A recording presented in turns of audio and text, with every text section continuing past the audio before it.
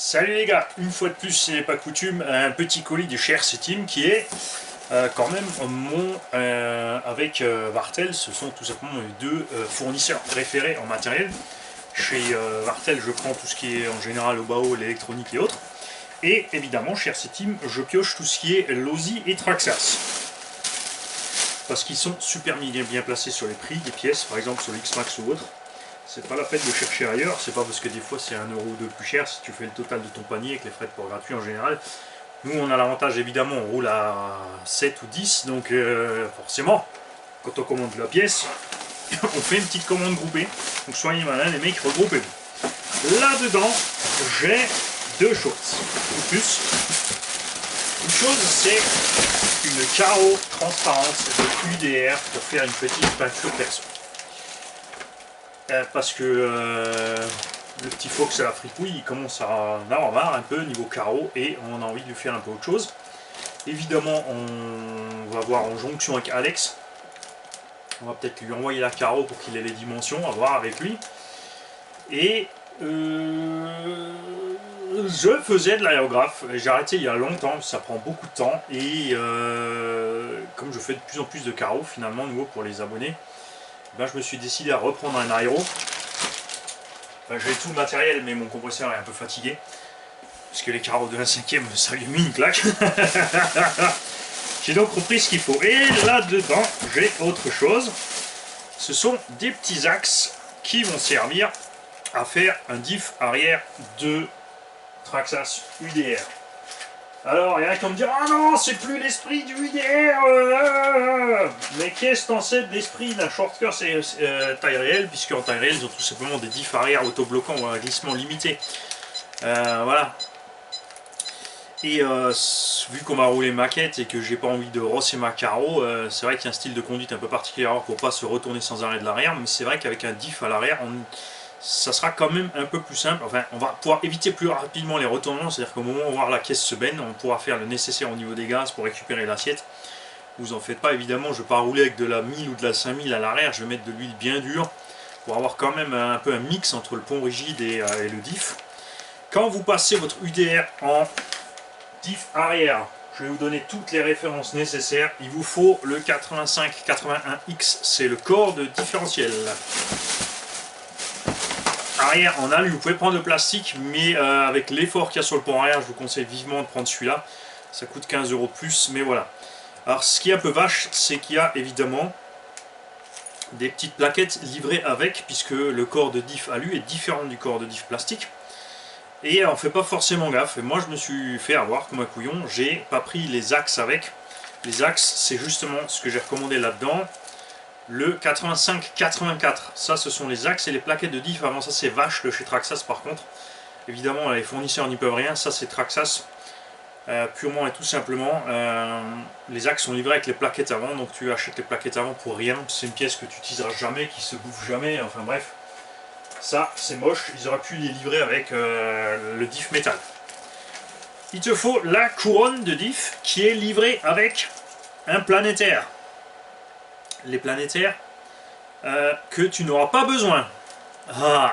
C'est sympa, hein. Et ouais, ça aussi, c'est un planétaire pour l'avant. Tu n'en auras pas besoin. Ce qu'il faut que tu commandes aussi, donc je te file la référence, là c'est 85,79. Donc pour avoir la couronne de diff qui va sur le carter de diff, puisque a priori, j'ai pas encore démonté, j'ai pas regardé, mais la couronne qui est montée sur l'essieu rigide à l'arrière, sur la spool, n'est pas la même.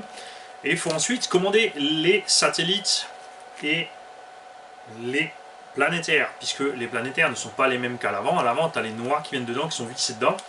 Et à l'arrière, tu as des barres, des axes rigides en fait, qui vont jusqu'aux roues. C'est juste une barre cannelée pour entraîner tout ça. Et ça, donc, c'est le 85-77. Pour avoir ton diff complet, c'est ce qu'il faut. Alors, je te le répète. Je te le mets dans l'ordre, parce que la manip, tu as tout mélangé. Il te faut 85-81X, le corps alu. 85-84, les axes de satellite uniquement, les plaquettes, tu t'en fous. Le 85-79, la couronne, avec un planétaire dont tu t'en fous. Et le 85-77, qui est donc les couronnes et les satellites et les planétaires qui vont dedans. Moi, en plus, je me suis pris évidemment les hexagones acier 85-68 parce que je sais très bien que les hexagones plastiques ont des problèmes et peuvent lâcher. J'ai pas pris des disques parce que bon, on voit pas les disques à travers les jantes, faut pas exagérer. Ce que je me suis pris aussi par contre, c'est le 85-75, c'est la couronne de diff centrale avec un max dedans, puisque la transmission qui est livrée d'origine était au plus petit pignon possible. Tu es au plus petit pignon avec la couronne, donc tu es au plus petit rapport.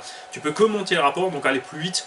Parce qu'il n'y a pas un intérêt avec 7 kg en 4S, de toute façon on tire force le lipo, en 6S c'est mieux, mais ça reste lourd. J'ai donc pris la 85-75 qui est la couronne 55 dents avec lesquelles je vais pouvoir mettre le pignon le plus petit possible, c'est un 23. Pour pouvoir tout simplement rouler en 6S en profitant plus d'autonomie, en tirant moins de force sur les lipos, puisque je n'ai pas pris cet engin pour aller à 200 à l'heure sur la prairie. Il tournera avec un moteur, parce que pourquoi j'ai parlé de VR Vartel et de RC Team en même temps, parce que évidemment je vais monter un combo de chez Papa Vartel, je vais monter le VS Line 1700 kV à capteur, avec un variateur Mamba Monster X à capteur waterproof. Le XR8 Plus n'étant pas waterproof, j'ai pris le Monster X qui lui est waterproof. J'ai aussi un cerveau qui va évidemment dedans, qui est waterproof, 35-40 kg par là. Et je me suis pris autre chose. Et c'est surtout ça que je voulais unboxer avec vous les mecs. J'ai un peu peur de ces pneus d'un côté. Ce sont les Proline Prime MT sur jante hexagone de 17 mm. Pourquoi j'ai pris ça? Alors j'ai un peu peur parce que déformation, je sais pas ce qui va se passer. Je suis pas fan des profils quasiment slip qui ont juste un tout petit rainurage. Puisqu'on a souvent des mauvais souvenirs à ce sujet sur les pneus Losi R8 et d'autres qui se sont avérés catastrophiques et usés en moins de 2.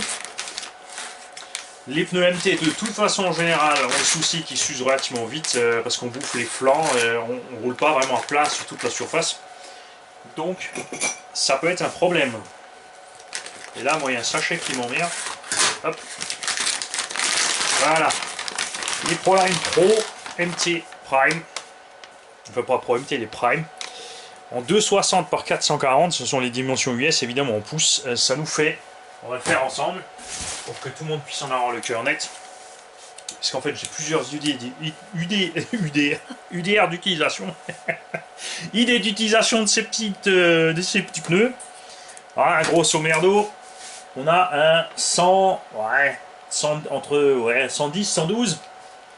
Évidemment que la déformation ça va grimper un peu. On a en largeur, ils disent 66. Mais bon, avec les flancs, tu as un bon 70 quand ça sera posé par terre. Après avoir en roulant, on a donc un hexagone de 17 ici dedans. Et faites-vous, la jante est quand même petite, hein, c'est une jante taille 1 dixième, donc on a l'intérieur d'une jante de short curse, c'est un 10. Le pneu est incroyable. On dirait un Proline Blockhead sans téton. C'est géant. Par contre, je ne sais absolument pas ce que ça va donner niveau usure, il n'y a pas beaucoup de gomme. Hein. Ça me paraît fin, là on a peut-être un millimètre de gomme. J'ai vu aussi certains centrifuger le machin et déchirer les mousses dedans. Donc je sais absolument pas ce que ça va donner, j'ai un peu peur. Mais la tentation était quand même trop grande. Alors par exemple, tu vois, faudra juste mettre une butée de suspension parce que là c'est sûr qu'on va aller manger l'aile.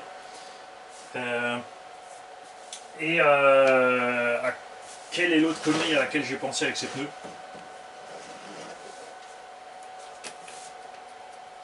Mais évidemment là je sais pas si ça a marché point de vue de la fusée. Et oui, ça passe. C'est un peu large, mais bon, sans offset c'est sûr, c'est absolument totalement ingérable, tu pourras jamais le mettre. Bon, c'est trop petit puisque finalement les roues de 1/5 sont plus grandes. Ça aussi c'est quelque chose qui arrive encore. Je me suis prévu des hexagones de chez Alza Racing, puisque vous savez, normalement je monte mes pneus 1/5 depuis longtemps tout seul moi-même sur mes 1.8 en utilisant des hexagones FG que je reperce pour mettre tout simplement à la place ici de l'axe, un axe fileté. Sur ma Losi R8 j'ai fait pareil, et Alza Racing fait des carrés de roue prévus pour Arma, donc évidemment ça ira aussi sur les autres marques, enfin c'est ce qu'on va voir. Il me les a envoyés, il devrait arriver la semaine prochaine pour voir où est-ce qu'on peut partout monter ces machins. Mais c'est pas l'essentiel, c'est pas sur ce projet que c'est prévu en fait, ni sur le UDA. Vous allez voir. Salut les mecs.